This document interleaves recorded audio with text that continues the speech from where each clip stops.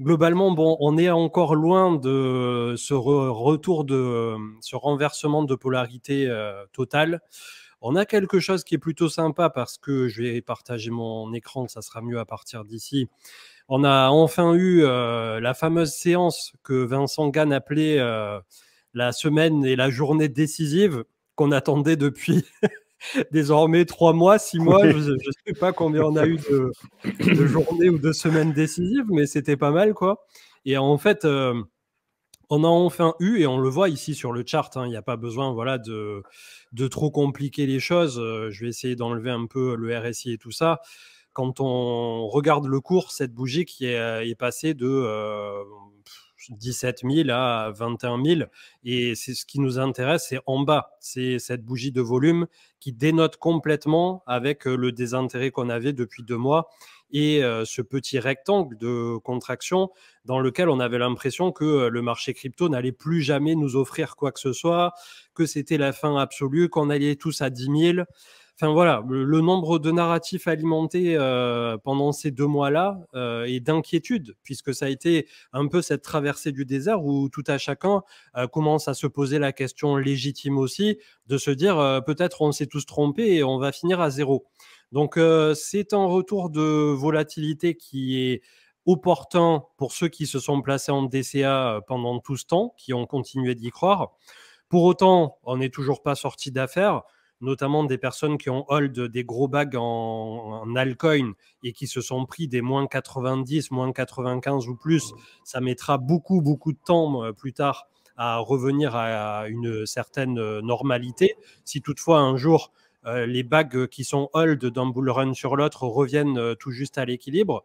Donc on a vu historiquement qu'en général, lors des bull runs, il y a à peu près tout qui finit par remonter à des niveaux acceptables, mais bon, ça n'est pas du tout une science exacte.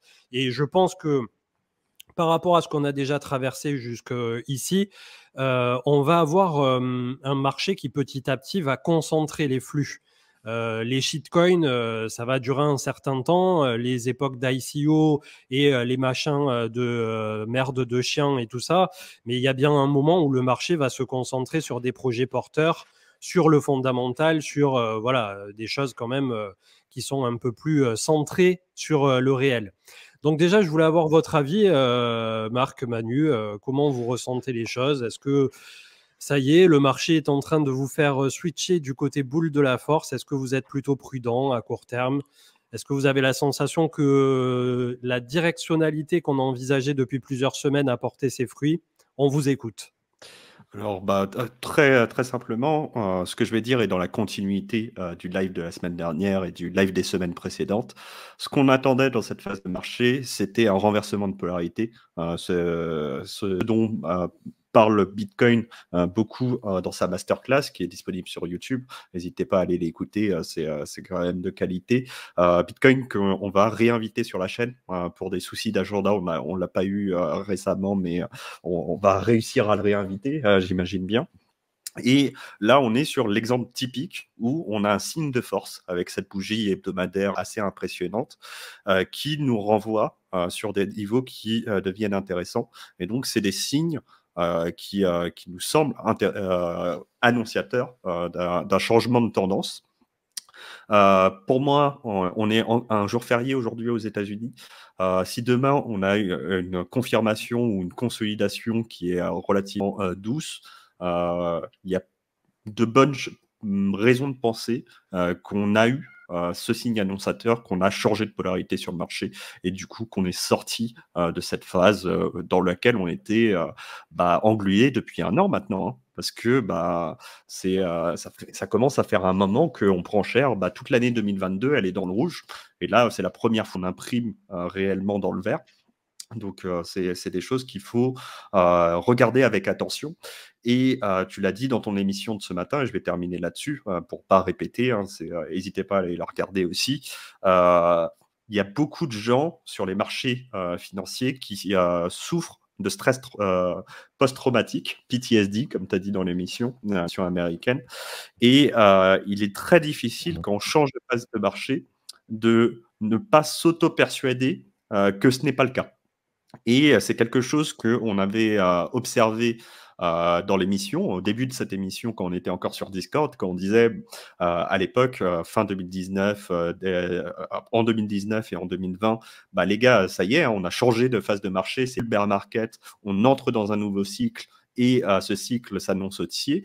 Les gens nous insultaient dans le chat en disant mais n'importe quoi, ça ne fait que baisser. Toute l'année 2018, ça n'a fait que baisser. 2019, ça n'a que latéralisé.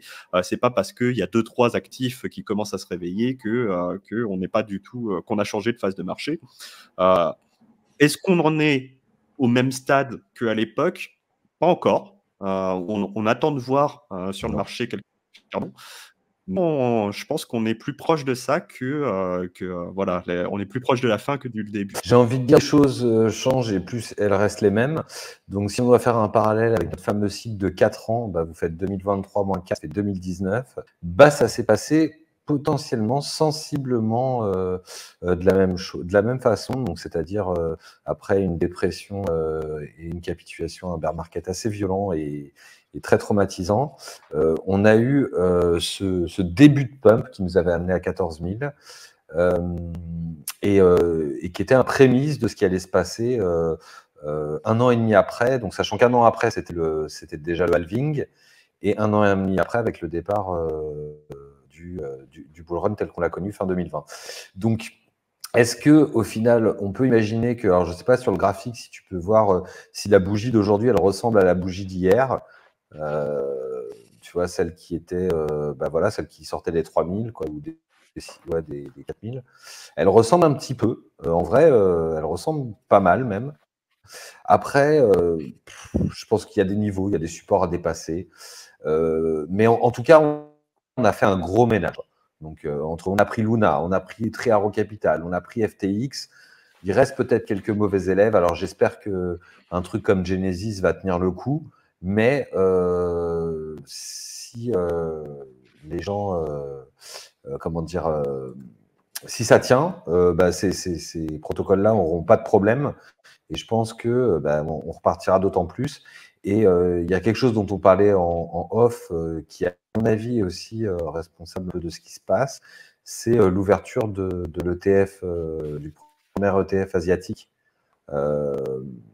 backé par du vrai Bitcoin. Et je pense que quand ils ont posé 4 milliards sur la table... Ouais, c'est ce qui potentiellement a aidé à décaler, puisque là, ça a été 2 fois, notamment sur les sessions nocturnes asiatiques, enfin nocturnes pour nous du coup, où il y a eu à chaque fois le prix qui a évolué relativement fort et positivement. Donc on va voir si ça va être suivi. Demain, réouverture du marché US aussi. Pour faire un peu plus de court terme ici, pour ce qui nous intéresse, les zones clés, eh bien, on est déjà dessus à 21 400 approximativement, juste ici. Donc, si on break les 21 400, eh bien, on ira jusqu'à la moyenne mobile 200 à 24 700. On a la moyenne mobile 50 autour de 26. Et ensuite, un peu plus haut, c'est direction les 30. Je ne sais pas comment ça va se matérialiser. En tout cas, par rapport à cette hausse ici, il ne faudra pas reperdre autour de 18 500, en gros, où on a la moyenne mobile 20 ici désormais, et qui est plutôt pas mal alignée avec cette zone de polarité de l'ex-mèche ici de mi-décembre 2022. Donc en gros, on peut faire le yo-yo un peu cette contraction ici, et ça serait d'ailleurs salutaire de commencer un peu à travailler sous pivot pour pas passer immédiatement. Le truc, c'est que j'ai peur que, comme on le disait tout à l'heure, il y ait ce FOMO qui se déclenche finalement, et le marché crypto est souvent très propice à la fois sur cet antagoniste quand on est sur le top et où tout le monde pense que ça va continuer de monter, un peu comme là à l'époque quand on était extrêmement parabolique. Si on passe en non logarithmique, c'était assez fou, puisqu'on avait eu la période ici des 14 000 et tout ça, on a l'impression que le cours n'a jamais monté ici, alors que c'était déjà immense pour l'époque, et notamment les 20 000 ici aussi qui sont tout petits. Et finalement, on fait une parabole qui est monstre pendant des mois. Je vais vous le passer en manchelle pour que vous preniez un peu conscience de ce qu'on avait empilé. On avait empilé 6 mois de hausse consécutive. Au niveau du marché crypto, c'est monté vraiment en ligne droite, quoi. C'est extrêmement pentu. Donc derrière, quand on arrive comme ça sur des extrêmes de marché où en faisant abstraction du second top ici qui potentiellement était un peu plus manipulé. Donc on va dire, admettons que ça c'était le vrai top de marché, le printemps 2021. Là, il y avait tout le monde qui pensait qu'on allait à 200 000, 300 000. Enfin voilà, c'était la folie la plus absolue, l'euphorie. Derrière, maintenant qu'on a l'antagoniste et qu'on vient à 15 500, 16 000 sur Bitcoin, on avait les 14 000 qui nous tendaient les bras ici. Finalement, ça se fait front run. Les 10 000, 12 000, encore moins du coup. Et c'est vrai qu'il y a pas mal de personnes qui sont dans ce mood un peu frustré, en mode moi j'attendais de voir ce que ça donnerait. Et là, de ce que je disais aussi dans l'émission de ce matin, on a quand même une configuration en mensuel. Alors, pour le mois de janvier, on n'est que le 15 janvier, le 16, ce lundi. C'est un peu trop tôt pour le dire, bien évidemment. Mais il suffirait qu'on termine le mois de janvier comme ça, à 21 500 ou quoi, et on a une configuration potentielle de début de retournement. Donc, c'est encore un peu trop tôt pour le dire, mais cette bougie de force qui s'était exécutée sur la semaine qui vient de passer, c'est quelque chose qu'on n'a pas vu depuis très très longtemps, et effectivement depuis ce qui s'était déroulé notamment en avril 2019, quand on compare les deux bear markets. Donc j'espère que c'est à peu près clair en termes de target de prix. De toute façon, là, pour la hausse, c'est à 21 400 que ça va se passer. Et moi, je suis plutôt partisan à court terme de me dire que en ayant tous ces gens qui sont encore en stablecoin, les market makers, ils vont faire courir après le train, ils vont faire courir après le prix, et on risque de se retrouver plus vite à 25 000 que ce qu'on risque de se retrouver à 15 000 en tout cas. Pour l'instant, c'est mon opinion, et bien évidemment, ça n'est ni un conseil ni une prédiction de Nostradamus. J'essaie de jauger en fonction des informations que j'ai en ma possession. Je te Samsung, qui est déjà dans la crypto depuis un moment. Ils sont actionnaires sur l'avant-dernière ronde de la levée de fonds de Ledger, par exemple. Donc, ils ont déjà mis quelques billes dans la crypto. Après, pour un géant comme Samsung, c'est pas non plus des investissements qui représentent chose pour eux. Mais ils ont déjà mis des billes dans plusieurs projets crypto, et notamment en France avec Ledger. Pour revenir à ce que tu disais juste avant, le marché aime prendre les gens de court. Et le consensus est que c'est un faux rallye, qu'on est en train de rêver, qu'on est en train de fumer notre propre opium d'espoir et d'être dans si tout le monde pense quelque chose, généralement, le marché n'aime pas distribuer les bons points à la majorité des acteurs et des participants de ce marché. Donc, il est possible qu'on se fasse téléporter et qu'on laisse tout le monde un petit peu en slip sur la plage. Mon micro sature, on n'entend pas. Comment ça se fait? C'est vrai, mon micro sature? Non, ça fonctionne bien. Je pense que c'est peut-être pour les gens qui sont au casque, qui t'entendent un peu plus fort. Tu vois ce que je veux dire? Je vais baisser le gain. Voilà, et je vais parler un petit peu plus fort. Voilà, j'ai baissé le gain et je parle plus fort. Le CAC 40 qui n'est pas le sujet principal de la chaîne, donc très rapidement pour constater aussi qu'on a eu une envolée complètement folle au niveau du marché français. Donc ça aussi, pour avoir participé récemment à un Twitter Space avec quelques boursicoteurs trad, ils étaient tous surpris. Donc il n'y a pas que chez nous que cette hausse multimarché a été surprenante.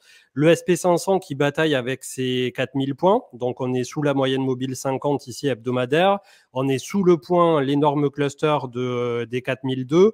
Donc on a potentiellement, je vais vous la tracer à l'arrache, une ETE qui est en train de se matérialiser ici. Alors, c'est pas l'ETE du siècle, mais d'un point de vue technique et chartiste, ça s'appelle une épaule tête-épaule. Et là, elle était inversée. Donc, si ça venait à être réalisé, de nouveau, en gros, le SP500 nous ferait à peu de choses près la même poussée que ce que je viens de vous montrer du côté du CAC 40. Et ça serait plutôt pas mal alimenté aussi, dans le sens où on va avoir les capitaux qui sont venus sur le CAC 40 qui risquent de venir se déverser sur le SP500 par rapport au fait qu'on va arriver sur les points hauts du CAC, et notamment sur des ratios qu'on peut observer en faisant SP500 vs CAC. Et j'ai vu là aussi Vincent Gann ou je ne sais plus qui disait que c'est un scénario qui est fortement à anticiper et à privilégier. Ce qui, une fois de plus, vous en conviendrez, si on a un SP500 qui vient à casser au nord, on annihile littéralement pour au moins le premier semestre 2023, voire l'année entière,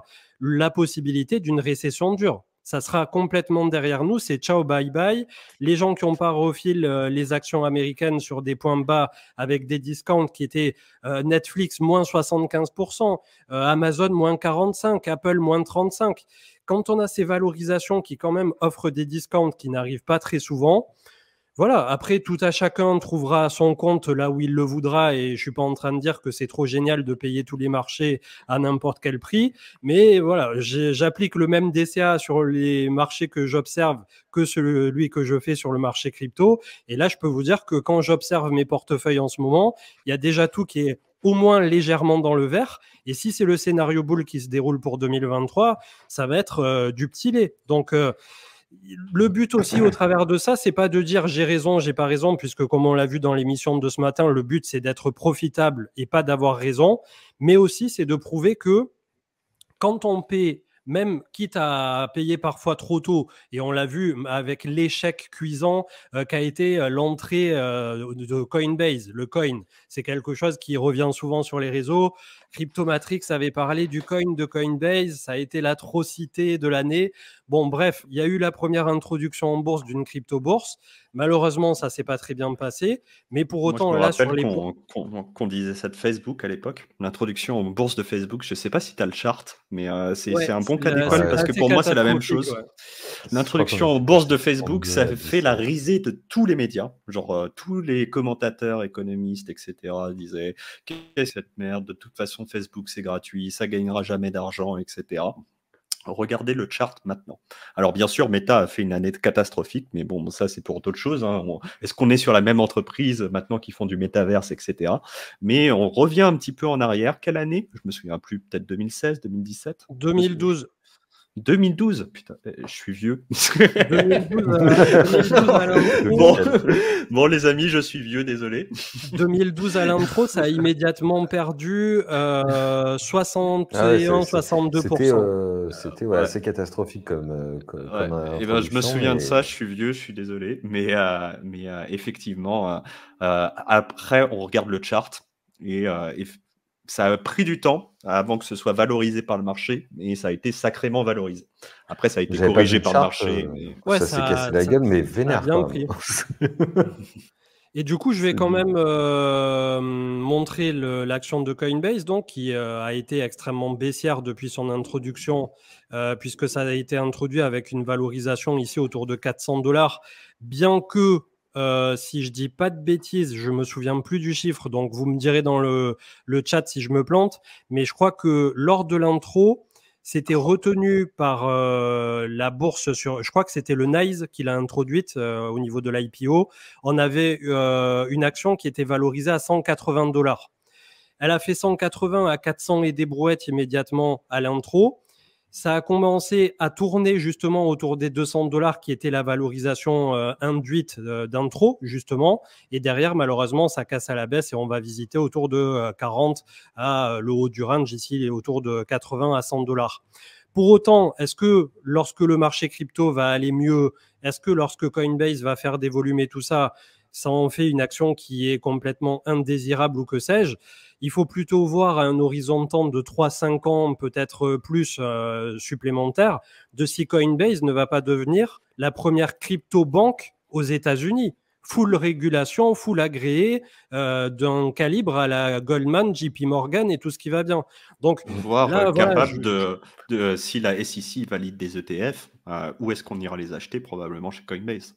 Et ce genre d'entreprises-là qui ont montré pas de blanche aux régulateurs. Et avec un concurrent comme FTX en moins, et comme tu aimes à le dire, CM, une belle mise à plat. Ouais, donc bon, le but, c'est pas de dire oui, Coinbase, maintenant qu'il est complètement à plat, c'est génial et tout, on s'est pris les pieds dans le tapis sur cette intro, ça arrive, ça nous servira d'expérience aussi. Par contre, de ce qu'on peut observer là, remise à plat, volume, qui sont identiques, une énorme bougie de volume sur la même semaine que ce qu'on a eu autour du Bitcoin. Voilà, les institutions sont en train de se positionner et on a quelque chose d'un point de vue acteur qui est quand même très sérieux. Coinbase et Kraken, c'est un peu les incontournables quoi, à ce jour en termes de sécurité, de fiabilité et de régulation aux États-Unis. Clairement. Et je pense qu'ils ne rattraperont plus jamais Binance ou ce type d'acteurs. Ils ont complètement lâché l'affaire sur le fait de lister tous les tokens, tous les shitcoins, être une grande plateforme de trading. Eux, ce qu'ils font, c'est de l'onboarding. Ils ont un produit institutionnel qui est énorme. Ils ont une présence, par exemple, sur le staking d'Ethereum avec le CB-ETH, qui est assez peu présent dans la finance décentralisée parce que c'est centralisé par essence, mais qui a un supply assez important. Ils commencent à se déployer, par exemple, et à se diversifier dans ce secteur-là avec Rocket Pool très récemment. D'ailleurs, ça a fait un petit peu de drama là-dessus parce qu'un acteur centralisé comme Coinbase, bienvenue dans un acteur décentralisé comme Rocket Pool, ça c'est un grand débat. Mais ils se diversifient sur certains produits. Ils ont cette approche où ils jouent les bons élèves et ils cochent les cases de la régulation et de la compliance. Pour moi, c'est pas un acteur qui va disparaître du jour au lendemain. C'est l'un des acteurs les plus anciens et s'ils ont survécu aussi longtemps, c'est pour une bonne raison. Ils ont fait beaucoup de nettoyage aussi dans leurs équipes avec beaucoup d'employés qui sont partis. Alors forcément, parfois c'est des drames, mais il y avait aussi eu beaucoup de recrutements et parfois pas les meilleurs. On se souvient des problèmes de délit d'initié qu'il y avait eu chez Coinbase et les pump listing Coinbase. Ils ont l'air d'avoir fait le ménage chez eux. Et comme ça a été dit dans le chat, on n'investit pas en bourse pour 2 ans, les amis. Hein. C'est l'investissement normalement traditionnel. On a si on est investisseur et pas juste spéculateur, on a des horizons de temps qui sont un petit peu plus longs. Et je ne suis pas sûr que ce soit un actif, le coin de Coinbase, à mettre complètement de côté. Et après, comme d'habitude, voilà, il y a des personnes qui trouveront pas leur compte et qui trouvent ça dommage de mettre sur une action liée à la crypto au lieu de directement dans les cryptos, et ça peut tout à fait s'entendre. Et voilà, moi, c'est un bet que je prends sur l'avenir. On verra dans les prochaines années s'il s'avère porteur ou non. J'avais sorti une partie parce que j'avais réussi, voilà, en faisant un peu de revenge trading sur une position qui était pas mal sous l'eau, à sortir une partie très largement gagnante quand il y avait eu un premier pump au niveau de coin. Le reste, c'est toujours sous l'eau et je le laisse continuer de dérouler jusqu'à ce que justement le marché se retourne complètement. Mais voilà, c'est une expérience grandeur nature aussi qui permet de voir que oui, les introductions en bourse du côté des États-Unis, c'est pas toujours si facile que ça en a l'air. Et deuxièmement, encore plus quand c'est une nouveauté absolue pour la première crypto bourse app exchange qui était listée donc sur le marché américain. Alors, on 1600 nous $. demande dans le chat, juste rapidement, où est-ce qu'on peut acheter du coin? Alors, on n'est pas là pour vous faire un conseil pour une plateforme ou une autre. On n'est pas payé par des plateformes pour vous en parler. Qui ont des portefeuilles d'actions. Là, c'est une action, hein, c'est pas un token, les amis. Hein. Donc, c'est vraiment la part d'une entreprise qui est cotée en bourse aux États-Unis. Les plateformes, il y a 2 choses que je veux vous dire là-dessus, c'est que comme c'est une action, si vous nous écoutez depuis la France, comme c'est une action d'une entreprise cotée sur une bourse étrangère, d'une entreprise étrangère, ce n'est pas compatible au plan épargne-action, donc vous ne pouvez pas avoir ça dans votre PEA. Il faudra créer un compte titre séparé si vous avez que un PEA chez Bourse Direct. Je crois que Bitpanda le fait si vous avez un pied entre la crypto et les titres traditionnels, ou alors Boursorama, et sont accessibles.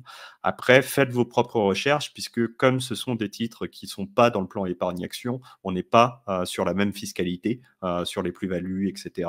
Donc, faites vos propres recherches là-dessus. Et on parle de Revolut dans le chat. Je ne le conseille pas, puisque vous n'achetez pas des actions, vous achetez des CFD. C'est-à-dire que vous vous exposez à la variation du prix de l'action, mais vous ne possédez pas la propriété de ces titres. Donc, c'est un produit dérivé et c'est différent. C'est pas quelque chose que je conseille, Revolut, personnellement. Oui, à ce jour, c'est sûr qu'il y a un Et moyen. Il y a un truc aussi que je me dis qui peut être intéressant. Ça n'a pas de rapport avec la bourse, enfin avec la bourse dont on parlait, mais je me demandais comme on a vu des chiffres de l'inflation qui ont pas mal baissé sur le dernier coup. Je pense aussi qu'il y a une partie de l'argent qui a été déposé dans les obligations où on sait que ça bossait à 5% et tout. Et je pense au final qu'on va avoir des rendements qui vont diminuer un petit peu aux alentours de 2,5, 3. Et ça peut expliquer aussi la reprise, le rallye là, comme tu as montré du CAC 40. Alors le SP500, je crois, n'est pas encore parti. Mais ça peut expliquer un peu aussi qu'il y ait de l'argent qui se redéverse un peu dans les actions et donc forcément dans les actifs à risque en règle générale et donc dans les cryptos. Et pour les plateformes, ben, dans le chat, voilà, il y en a des dizaines qui ont été citées. Si vous voulez faire les choses correctement, effectivement, pour les actions françaises, voire certaines européennes, voire des ETF, vous avez le PEA, plan épargne action en France. Sinon, c'est le compte titre ordinaire CTO pour les actions américaines, comme disait Marc, américaines ou autres d'ailleurs. Et après, bah, vous avez des plateformes, voire des apps, notamment, comme ça a été dit dans le chat, pour Bitpanda, qui fait un solide all-in-one, qui vous permet, voilà, le cas échéant, si vous souhaitez juste en plus, par exemple, je vous dis une bêtise, mais je ne sais plus à combien est Amazon aujourd'hui. Si vous voulez mettre juste 10 € sur Amazon, ben, vous pouvez le faire sur certaines applications comme ça, où vous payez une petite fraction de l'action et où vous n'avez pas besoin de débourser immédiatement l'intégralité du prix d'une action entière. Donc, ça peut être aussi une porte d'entrée, on va dire, temporaire. Ethereum, parlons de Ethereum, 1600 $. On passe aux choses sérieuses, enfin. On repasse au-dessus de moyenne mobile 20, moyenne mobile 200, les 1350 et les 1400 qui sont enfoncés en ligne droite, les 1600 qui nous séparent de ce bouchon de champagne. Est-ce que, au terme justement d'un peu plus d'utilisation de réseau, comme tu l'avais partagé Marc aujourd'hui ou hier, on a un Ether de nouveau qui passe déflationniste ou très proche de l'être sur quelques... Il l'est officiellement depuis... Ça y est. Et ça s'accélère en fait, puisque avec ces mouvements de marché, les frais de transaction, l'activité réelle, l'activité économique réelle sur le réseau Ethereum, les gens sont prêts à payer pour faire des transactions sur Ethereum parce qu'il y a intérêt et qu'il y a des choses à y faire. Et du coup, doucement mais sûrement, le supply, donc la masse monétaire circulante d'Ethereum, se réduit petit à petit. Donc là, on a eu 260 Ethers en moins par rapport à hier. Donc non seulement il n'y a pas d'inflation sur Ethereum, non seulement le maximum des Ethers créés a été atteint, mais en plus, cette déflation est financée par une activité économique réelle. Donc là, on coche toutes les cases de l'actif qui présente un intérêt certain d'un point de vue économique. Alors, ce qui est intéressant, c'est que dans les deux sens, le jour où il y aura un désintérêt d'Ethereum, qu'il y aura moins de transactions, l'inflation reviendra sur Ethereum avec plus de créateurs pour financer en priorité. Pour l'instant, l'activité économique réelle sur Ethereum suffit, mais ce n'est pas quelque chose qui est forcément gravé dans le marbre et ce sera toujours lié à l'adoption de la blockchain et du réseau. Enfin, si on n'a pas les L2 d'ici là, le prochain grand engouement, on va dire, je pense que les frais Ethereum, s'ils repartent comme en bull run, ou même moitié moins, j'ai envie de dire, on va avoir un burn qui va être épique, quoi. On a quand même des L2 qui se sont démocratisés entre ces deux cycles. Aujourd'hui, il y a beaucoup d'activités, notamment les deux les plus utilisés, ça va être Arbitrum, où il y a beaucoup d'activités de la finance décentralisée. C'est là où il y a l'échangeur décentralisé qui propose des leviers JMX, mais aussi d'autres plateformes dont on vous a beaucoup parlé dans l'émission. Et Polygon, qui n'est pas encore un L2, mais qui est censé sortir sur le mainnet. En tout cas, c'est ce qu'ils avaient annoncé pendant le premier trimestre de l'année 2022, donc d'ici mars, on verra bien. La ZK EVM, et en fait, Polygon se transforme en layer 2 d'Ethereum en utilisant une nouvelle technologie proche de celle de Starkware qui s'appelle Starknet. Alors, ce sont deux technologies différentes, mais on peut les classer dans la même famille. Et donc, Matic, Polygon, va devenir un layer 2. Et il y a déjà énormément d'utilisateurs. Pour une plateforme comme Aave, par exemple, il y a plus de 2 fois plus d'utilisateurs sur Polygon que sur Ethereum pour la même plateforme. Alors, c'est pas la même liquidité, c'est-à-dire qu'il y a plus de gens qui ont moins d'argent en moyenne, alors que sur Ethereum, il y a moins de gens, mais qui ont plus d'argent. Mais il y a une activité qui est réelle. Et Polygon, ça va être cette évolution technique. Elle est, je pense, si c'est une réussite, aussi importante, entre guillemets, que ce que le merge a été pour Ethereum. Là, on change complètement de technologie en course.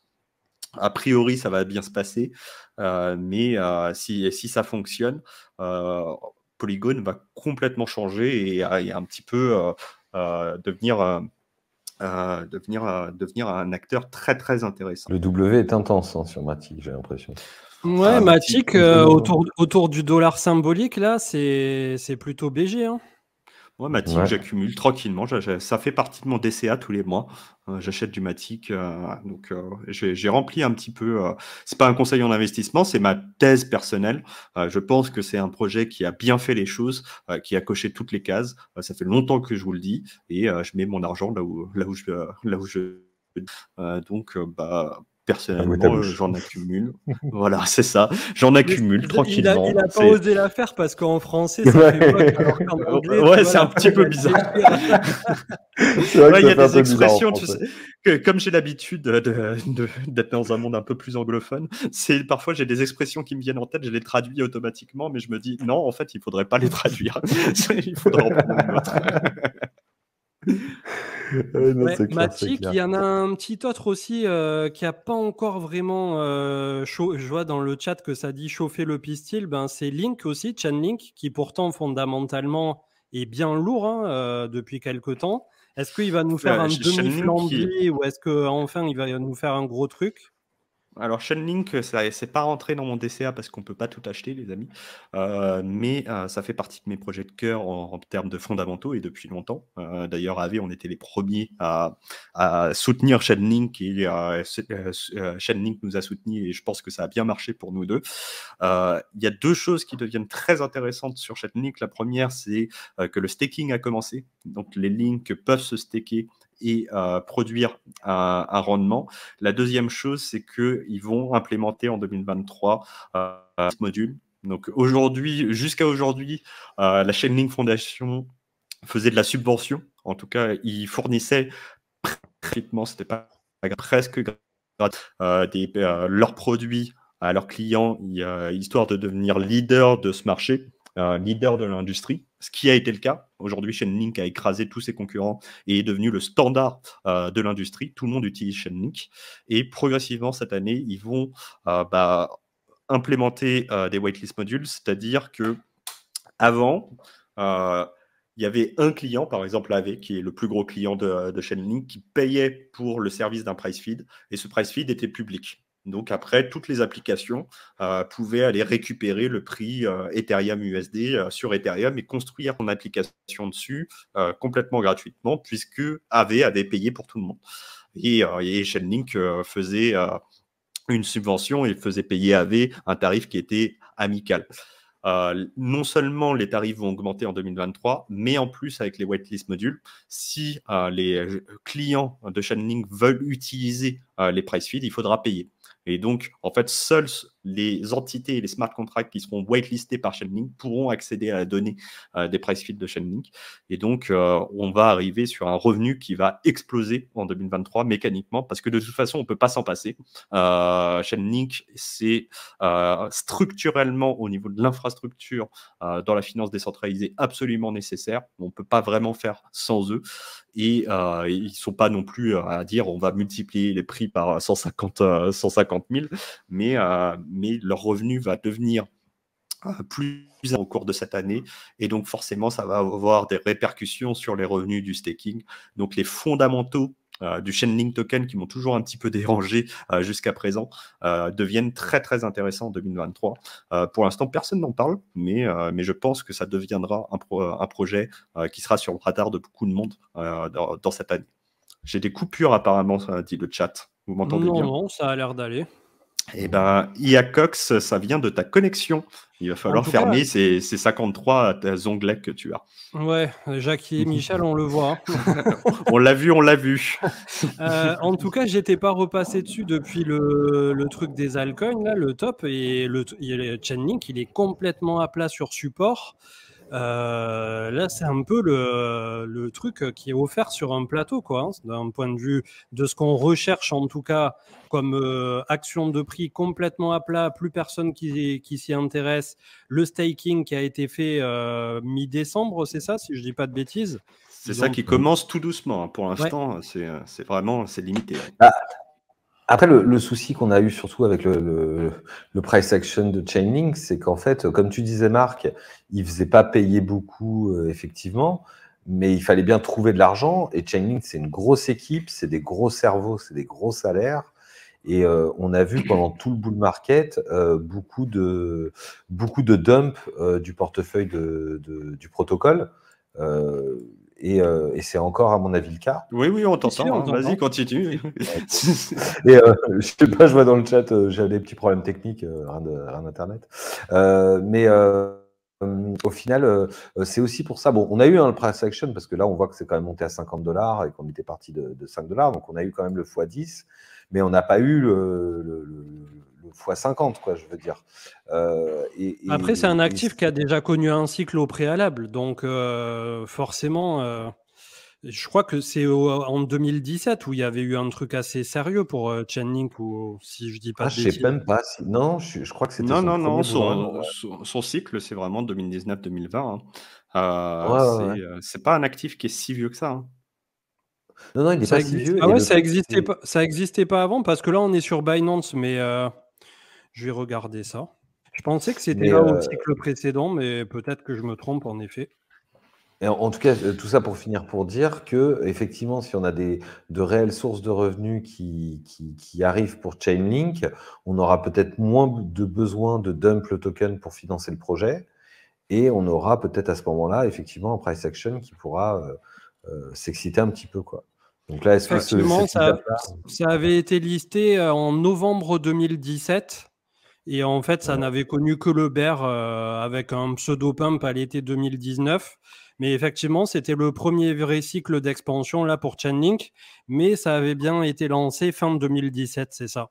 Je m'en souvenais parce que c'est un truc dont j'avais entendu parler au moment où je commençais à rentrer trop tardivement justement sur le top de bulle de 2017. Et ça faisait partie des trucs dont ouais, j'avais entendu parler à l'époque. Donc ouais, on manque un peu d'historique ici sur le chart de Binance. Ouais, et Mais en fait, on peut imaginer que ça, ce sera un mini graphe, hein, en comparaison de ce qui peut l'attendre pour un prochain bull run, en vrai. Hein. Tu ouais, vois, un peu comme. Chainlink, c'est moi ce qui m'avait toujours laissé en dehors de cet actif de mon portfolio, c'était les tokenomics. Là, les tokenomics changent et comme je vous ai dit, les amis, être investisseur, c'est être flexible. Donc, je suis prêt à réviser. Alors, j'attends de voir, hein, bien sûr, mais je suis prêt à réviser ma thèse sur cet actif où je me disais super projet, mauvais token. Là, je suis en train de me dire super projet et à moi de faire mes devoirs sur le token. Bon, et on peut poser une question aussi. Est-ce que la question, ça peut être par exemple, est-ce que Chainlink peut aller revisiter son ATH? Ça dépendra du cycle, hein, mais si on a un cycle Bah, cycle, pourquoi pas en fait. même sans se faire chier à parler d'ATH, je vais te dire, à partir du point où on est pile sous la moyenne mobile 20, là, autour de 6,7 $, 6,8 $. Le micro-pump, c'est 142%. Le pump legit de rattrapage, c'est 240%. Et le 0,618, c'est 400%. Donc après, tout est relatif. C'est sûr que, comme tu disais tout à l'heure, c'est pas El Famoso x50. Mais quand je rentre sur un actif, si le truc il fait x4 ou x5, perso, Bah, je suis tu vois, déjà très facilement, content. on est à C'est pas si 36, mal, quoi, ouais. tu vois. Sur ton graphe, je vois qu'à 36, ça peut y aller à peu près, quoi, tu vois. Ouais, Même si ouais, c'est ouais, pas ouais. top Bah, là. c'est à peu près ce que je crois que j'avais dit quand j'avais fait l'analyse graphique du top altcoin ou un truc comme ça, où j'avais essayé à chaque fois de donner les valeurs comme ça par rapport au Fibo pour essayer de pas donner non plus juste les zones de résistance de cours, puisque le Fibo quand même est pas mal respecté sur le marché crypto. Donc voilà, ça donne un ordre d'idée. Après, peut-être qu'on se trompe tous et que Chainlink ira à zéro. Donc, comme d'habitude, c'est pas pour essayer Bien de sûr. flexer ou quoi que ce soit. Loin de là. Oui, oui. Je Non, mais ça réagis fait plaisir de te rapidement reparler. à Oyo qui dit le souci, c'est les protocoles qui se reposent uniquement sur Chainlink au lieu de répartir le risque sur 2 ou 3. Ça, en fait, c'est contre-intuitif, mais en fait, diversifier ces solutions d'oracle, c'est augmenter son risque au final, puisque on va avoir la possibilité que si on a plusieurs solutions, le vilain petit canard un peu tire tout le reste vers le bas. Et pour l'instant, il n'existe pas de solutions d'infrastructure qui a le niveau de Chainlink. C'est-à-dire qu'ils sont leaders des secteurs et c'est les seuls qui n'ont pas été mis en défaut dans notre industrie. Je dis ça et pourtant, vous savez, je ne possède pas le moindre link. Mais par contre, la plateforme AV est cliente de Link depuis plus de 3 ans maintenant. On a bien vu que les gens qui n'étaient pas chez Link ont fini chez Link. Et si vous voulez des exemples, vous allez sur rect.news et vous allez trouver plein d'autres oracles et vous voyez tous ces protocoles, soit ils n'existent plus, soit ils sont passés chez Link. Alors, et le souci aussi, c'est que c'est l'avantage des oracles, hein, parce que si vous ne savez pas comment ça marche les gens, un oracle, on va lui donner par exemple pour un prix, il va faire une moyenne des prix que on va lui apporter, donc on a quelque chose qui est quand même relativement proche de la vérité, si ce n'est la vérité entre guillemets à l'instant T. Mais on va dire le problème qu'il y a autour de Chainlink, plutôt le FUD qu'il y a autour, c'est plutôt le fait que le multisig de Chainlink soit détenu par un nombre restreint de personnes et qu'on peut imaginer que si jamais ce multisig était cassé, on pourrait manipuler les prix de l'oracle à sa guise. Alors, je ne sais même pas si c'est vrai, mais en tout cas, le FUD en règle générale, il est plus à ce niveau-là que sur le protocole en eux-mêmes, donc plus sur la sécurité, on va dire, au niveau du multisig du protocole que sur le protocole en lui-même. Ouais, on m'avait demandé sur le chat par rapport à QNT, donc c'est Quant Network. Donc déjà, je l'avais mis en, on va dire, outsider potentiel par rapport à Atom Cosmos, Polkadot et NIR protocole. D'un point de vue purement technique, on a la même config que je vous avais montré tout à l'heure avec une épaule tête-épaule ici qui avait trouvé sa résolution haussière, donc c'était cool, to the moon. Malheureusement, on a FTX qui arrive derrière. Petite consolidation ici, double creux sous pivot. Voilà, autour de 140 $, on a une zone de congestion ici pour Quant Network. Et j'ai pas suivi d'un point de vue fondamental les déroulements autour de ça, puisque j'essaie de suivre à peu près ce qui se passe du côté de Atom Cosmos. Et il s'en passe tellement autour de la galaxie élargie de Atom Cosmos qu'il y a déjà à boire et à manger. Donc, par rapport à Quant en particulier, là, techniquement, il est plaisant. Après, est-ce que ça sera lui qui va être choisi ou non d'un point de vue fondamental ? Comme je disais la dernière fois, pour qui s'intéresse à Atom Cosmos, si vous êtes ultra fervent défenseur de ce genre de projet et de blockchain et la façon dont c'est pensé, eh bien, ça n'empêche pas d'en avoir un tout petit peu aussi sur le reste, que ça soit Polkadot, NIR ou Quant. Le but aussi, c'est quand vous avez comme ça des domaines ou des sous-domaines, puisqu'on est malgré tout dans la crypto aujourd'hui dans un domaine de niche où on a d'autres domaines de niche qui viennent se greffer. Les NFT, le gaming, le métaverse, le machin, nanani, nanana. Donc à la fin, c'est vrai que c'est très difficile de choisir. On se retrouve un peu en mode ça y est, c'est le PMU, on a 36 000 choix, 5 000 tokens au market cap et on ne sait pas sur quoi investir. Donc le but aussi, c'est d'avoir une gestion du risque et de se dire, voilà, si je suis à l'aise avec tel et tel projet, de ne pas devenir ultra maximaliste avec un seul si vous pensez que tout un domaine est porteur. Je ne sais pas si vous avez un avis sur Quant en particulier ou sur les autres. Ou Alors, Atom. aucun avis parce que je connais pas. Mais donc, quand je connais pas, à part dire je sais pas. Donc, pas d'analyse fondamentale sur cet actif puisqu'il est inconnu. Et la seule chose que je veux dire en réaction de ce que tu viens de dire, c'est comme on vous le dit souvent, les actifs et vos investissements, c'est pas des clubs de foot. Soyez flexibles, faites vos recherches.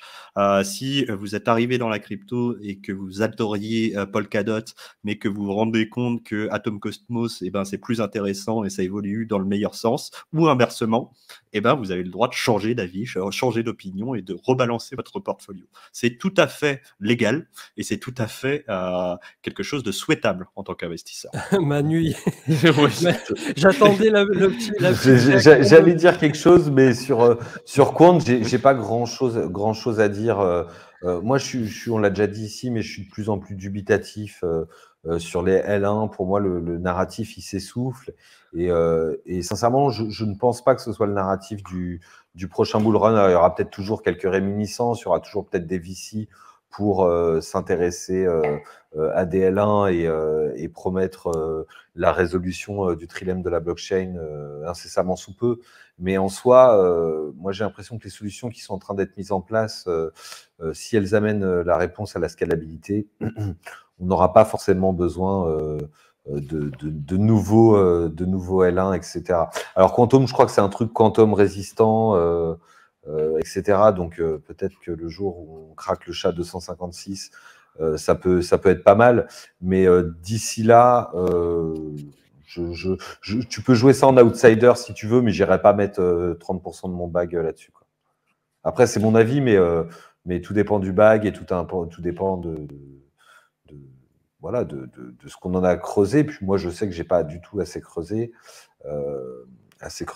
dessus, en tout cas pour investir dessus. Et comme je fais en règle générale mes devoirs avant de dépenser mes sous, bah, je les ai pas dépensés là-dedans.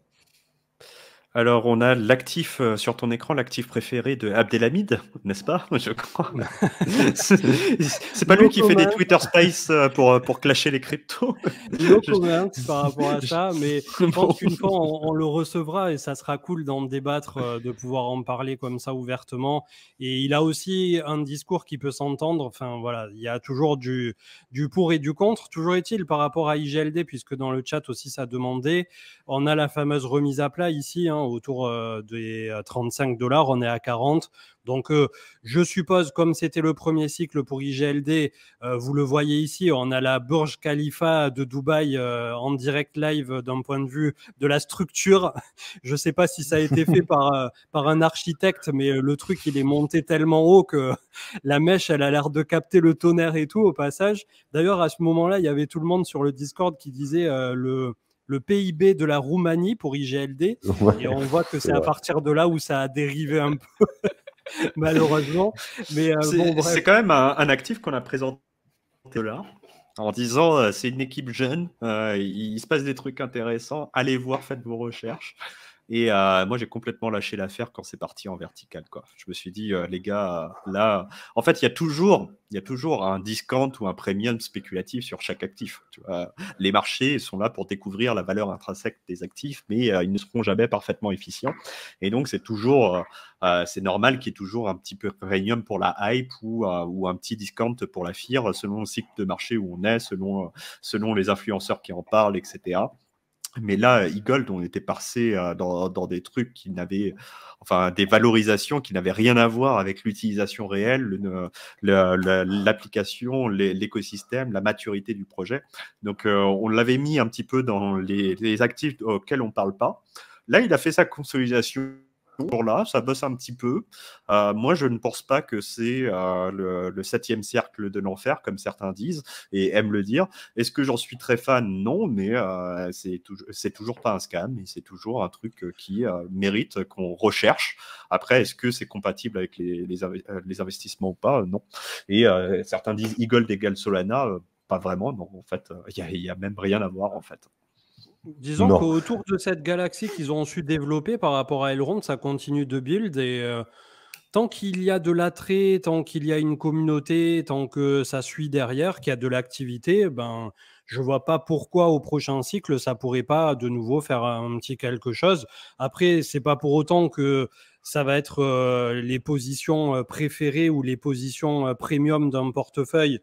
C'est pour ça que, notamment, quand j'ai fait le top crypto pour les 2 prochaines années, je ne l'ai pas mis très haut dans mon top parce qu'on ne sait pas ce que ça peut donner. C'est malgré tout un actif qui a connu qu'un seul cycle jusqu'à présent et on ne sait pas ce que va donner le marché justement sur un horizon de temps de 2 ans.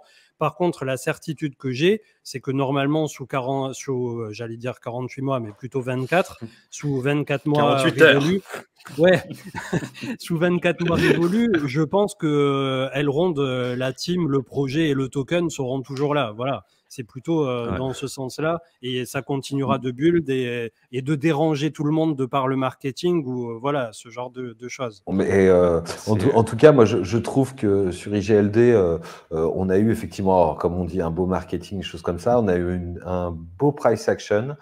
Alors moi, j'étais un peu comme toi, Marc, j'en ai acheté, j'en ai revendu. J'en ai plus en portefeuille. Je pense que, a priori, je n'en reprendrai pas puisque pour moi, c'est un actif qui a fait son chemin et je vais passer à autre chose parce que l'avantage en crypto, c'est qu'il y a des opportunités un peu partout. Mais en tout cas, ceux qui possèdent encore du IGLD en portefeuille, étant donné en fait les subventions qu'ils ont reçues avec le prix et l'argent que le projet a dû récolter pour construire, je considérerais presque ça plus comme une action et je rallongerais mon temps de holding entre le moment où vraiment ça délivre quelque chose et c'est pas un scam, ou le moment où ça scam et en fait c'est un scam et ça fait zéro, quoi. Donc voilà, dedans, moi Moi, je pense je reste dedans que pour toujours, entre ça fait guillemets. partie des projets qui peut, parce que c'est techniquement compatible. Je le rapprocherais de NIR, et ce serait cool que tu puisses montrer le chart de NIR protocole. Je dis ça parce que techniquement, on est sur la même famille. On a une carte à jouer sur ce type d'actif pour récupérer les déçus de Solana, qui sont un peu en déshérence à cause de l'affaire FTX, SAB, etc.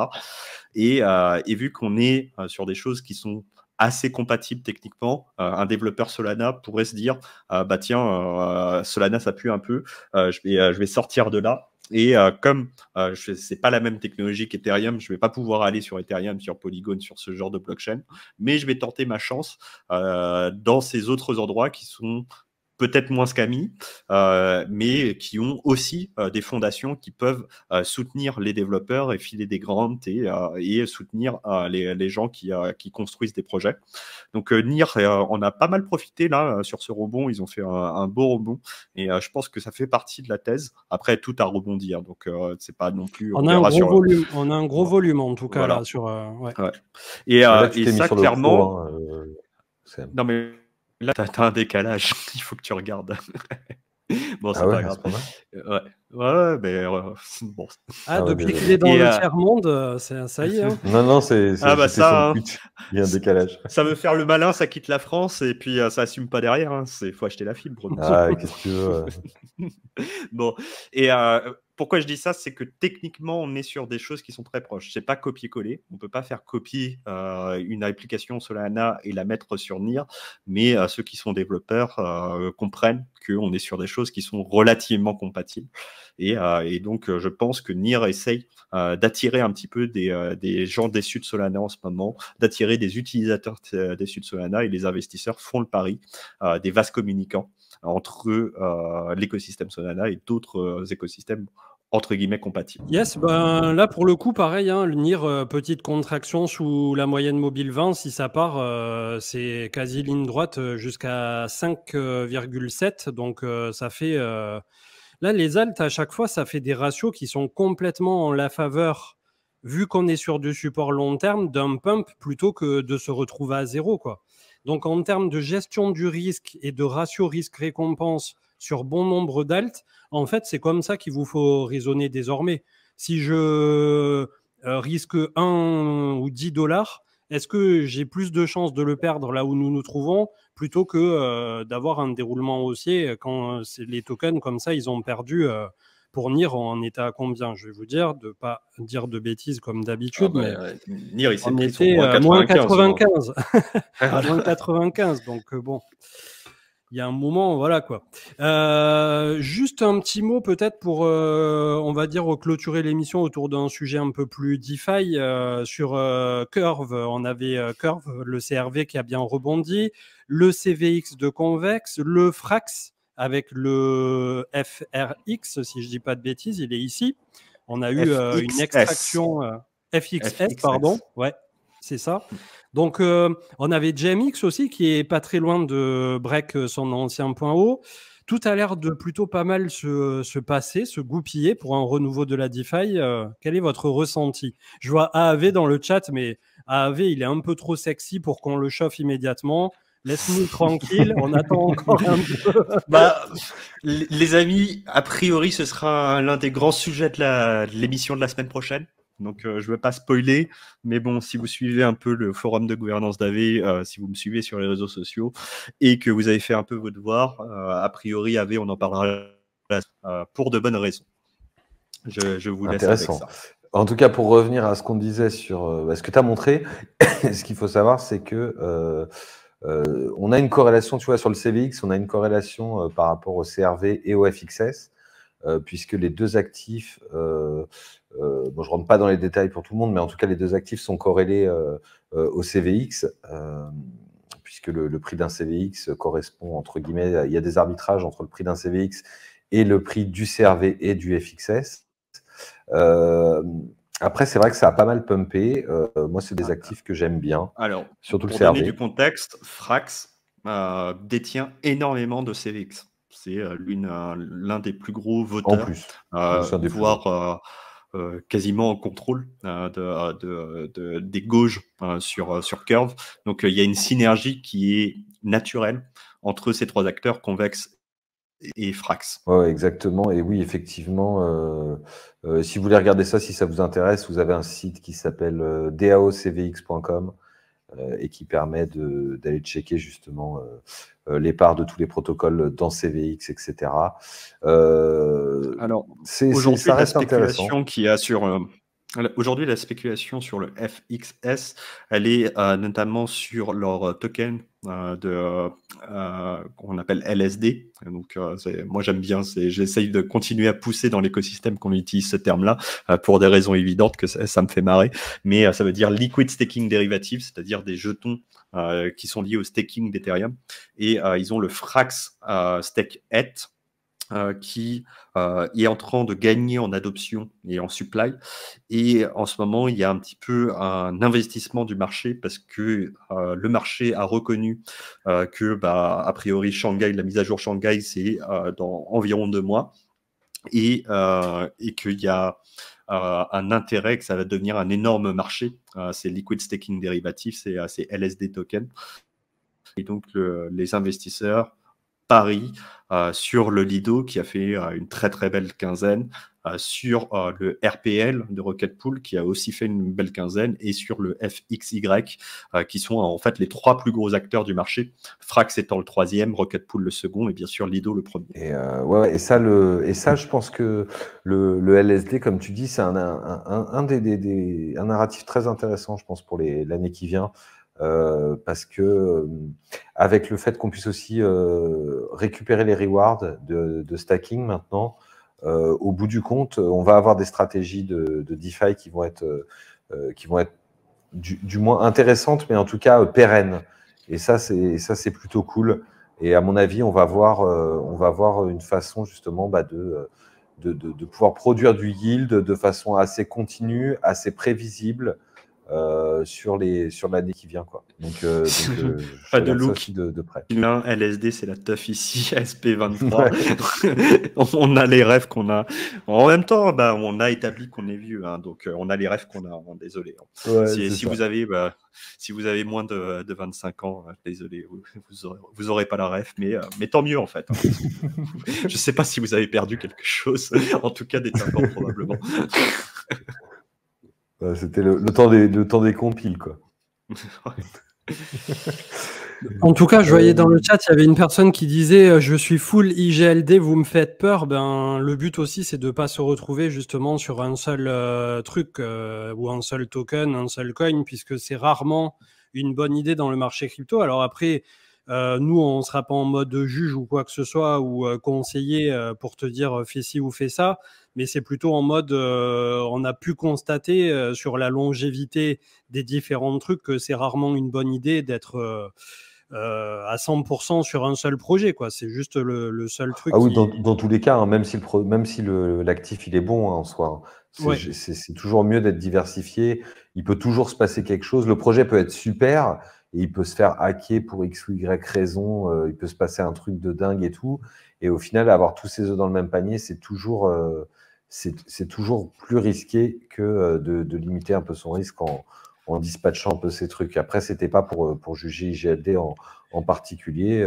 Et c'est pareil pour la sécurité, hein, de ne pas utiliser qu'un seul échangeur, qu'un seul device. Enfin, il y a plein de trucs où... Bon, après, comme d'habitude, si tu as $100, tu vas pas acheter 10 ledgers pour mettre $10 par ledger. Mais enfin, voilà, il faut être aligné avec ce que vous faites. clairement, en tant qu'investisseur, c'est une très mauvaise chose d'être trop concentré.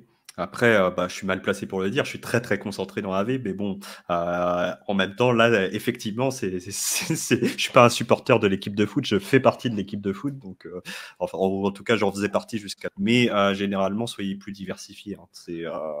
C'est, Ouais. investissez votre portfolio sur différents actifs, rebalancez votre portfolio, reprenez vos profits. Si vous êtes à 90% sur un actif, vous êtes mal positionné. C'est clairement, il faut vous remettre en question. Non, ça c'est sûr, quoi. Et puis oui, c'est ça que je voulais dire. Je voulais dire, oublie pas que quoi qu'il arrive, c'est juste 3 mecs sur Internet qui sont en train de discuter et qu'au bout du compte, on n'a pas la science infuse, on n'a pas de boule de cristal et on fait aussi des erreurs, mais on les fait avec nos cryptos, pas avec les tiennes. Et donc, Il y a voilà. Benoît qui nous dit la vidéo sur le DAppNode. Je ne sais pas quand tu vas la faire, CM, mais j'ai entendu dire qu'il y avait un autre média français qui en préparait. Donc, je ne le dirai pas, mais il paraît que ça commence par cri et ça finit par toast. Et il y a tôt au milieu. Donc, a priori, il y a des vidéos tuto qui se montent et c'est bien d'avoir des trucs de qualité là-dessus. On vous l'avait présenté quand même rapidement en live. C'est vraiment pas compliqué, les amis. Si vous n'achetez pas de DAppNode pour la seule raison que vous avez peur que c'est trop technique pour vous, ne vous limitez pas parce que c'est littéralement vous branchez le truc, vous mettez un câble Ethernet dedans et après vous avez littéralement que 3 clics à faire. Donc c'est vraiment extrêmement simple. Il n'y a pas de difficulté là-dessus. À quoi ça sert un DAppNode si on n'a pas 32Z? Déjà, ça sert à se motiver à avoir 32Z un jour dans sa vie, même si c'est beaucoup d'argent et que ça doit être un objectif. Et puis, plus on va aller dans une phase de marché ascendante, plus ça va être compliqué d'avoir 32 Ethers. C'est pour ça que c'est bien d'accumuler. Mais aussi, ça sert à avoir une copie complète de la blockchain chez soi, connecté directement à besoin des tierces parties et devenir complètement indépendant sans avoir besoin de faire confiance à d'autres. C'est quand même intéressant d'avoir des nodes. On peut avoir un nœud Bitcoin sur un DAppNode. Hein. D'ailleurs, moi j'ai les deux. Hein. J'ai un nœud Bitcoin, Ethereum et du testnet d'Ethereum sur un DAppNode et ça marche très bien. Et c'est quand même quelque chose d'intéressant. Et rien que le fait d'installer un DAppNode chez vous. Alors là, je dis DAppNode, mais on ne vous paye pas la pub du produit plus que ça. Hein. On pense que c'est un bon produit, c'est pour ça qu'on vous en parle, mais on n'est pas payé par DAppNode pour vous en parler. Vous pouvez avoir vos propres configs, bien sûr, mais rien que faire cette démarche-là, ça fait partie, entre guillemets, des devoirs et ça va forcément vous apprendre des choses sur comment fonctionne une blockchain, comment ça se synchronise, etc. Et c'est des choses qui sont intéressantes, je pense, pour vous. Voilà, il y a des gens qui citent Avado. Avado, en fait, ils ont forqué le code de DAppNode, donc c'est très bien aussi. Sur ces belles paroles, vous avez toutes les cartes en main pour vous constituer effectivement un premier truc à la maison. Puis ça peut permettre aussi de participer à un réseau et d'avoir une vision qui est différente. Nous, on a commencé, je crois, Marc, par un peu le mining, par bidouiller. Et c'est vrai que c'est toujours intéressant d'avoir cette vue-là. Il faudrait que je ressorte sur les réseaux sociaux, mais les photos, quoique j'avais ressorti il n'y a pas si longtemps. Ouais, t'en avais ressorti une il y a quelques temps, il n'y a pas si longtemps. Il y a des vieux dossiers où j'essaye de monter des vieux rigs avec des cartes graphiques et les premiers ASIC TerraMiner 4 pour ceux qui ont la ref. C'était vraiment de la merde, hein, je peux vous dire. Mais ça marchait. Mais ça marchait. Ouais. Et des fois, tu avais un peu de Satoshi. Un petit peu, mais franchement, c'est mieux le staking. Hein. Putain, le vivement que ça s'arrête. Hein. Sur ces belles paroles, on va faire un petit raid et je vous remercie, Marc, Manu, comme d'habitude, d'avoir partagé le micro. Merci à tous d'avoir été là dans le chat. On était 1003 et des brouettes au pic, donc on a quand même le réengouement de Bullrun qui est de retour. Et on se retrouvera du côté de YouTube demain autour de 9h30, 10h comme d'habitude. Et on vous souhaite une très très bonne soirée. Et merci à tous. Bonsoir. Ciao, ciao. Tout le monde. Ciao, ciao.